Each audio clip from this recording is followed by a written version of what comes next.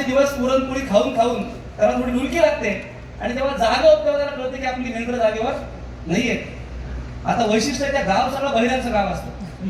गावात सगळे बहिरे, त्याला आपलं मेंढर सापडत नाही. एका शेतामध्ये एक शेतकऱ्याचं पोरगा आपल्या शेतामध्ये काम करत असतं. धनगराचं पोरग त्याला विचारतं, दादा माझी मेंढर मला सापडत नाहीये, तुम्ही कुठं बघितली का? आता सांगणार आहे बहिर आहे आणि ऐकणार आहे बहिर आहे. तो म्हणतो तू काय बोलतोस मला कळत नाही, इथनं निघून जा. आणि असं म्हणत एका दिशेला हात करतो. त्याला वाटतं बहुतेक आपली त्या दिशेला मेंढर गेली असावी. 4 पावलं पुढे जातो आणि योगानंतर त्याची मेंढर सापडतात. त्यातलं एक पाय मोडलेलं राजमाने सर एक लग्न मेंढरू घेऊन तो येतो आणि शेतकऱ्याच्या पोराला म्हणतो, तुझ्यामुळे मला माझी मेंढर सापडली आहे, पाय मोडले, लंगडू आहे, सांभाळून घे. त्याला वाटतं हा आपल्यावरती आरोप करावा. म्हणतो मी काय तुझ्या मेंढराचा पाय मोडलेला? दोघांचं बराच वेळ चालतं. तुझ्यामुळे सापडलंय, घे सांभाळून.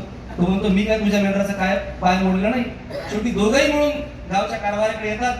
गावचा कारभारी गावासारखा आपला बहिराज आणि त्याचं नुकतंच बायकोशी भांडण झालेलं असतं. आता बायकोशी भांडण हा किती संवेदनशील विषय हे तुम्हाला मी सांगण्याची गरज नाही.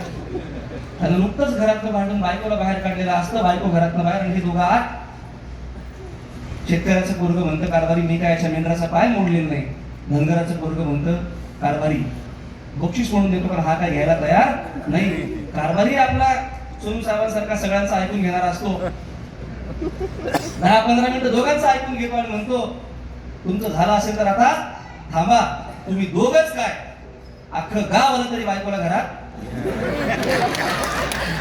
हे सांगण्याचं कारण पुढचे 2 तास जिथं तुम्हाला कविता आवडत, जिथं दाद द्यावीशी वाटत दाद द्या, नाहीतर आपला कार्यक्रम त्या बहिरांच्या गावापेक्षा वेगळा होणार नाही.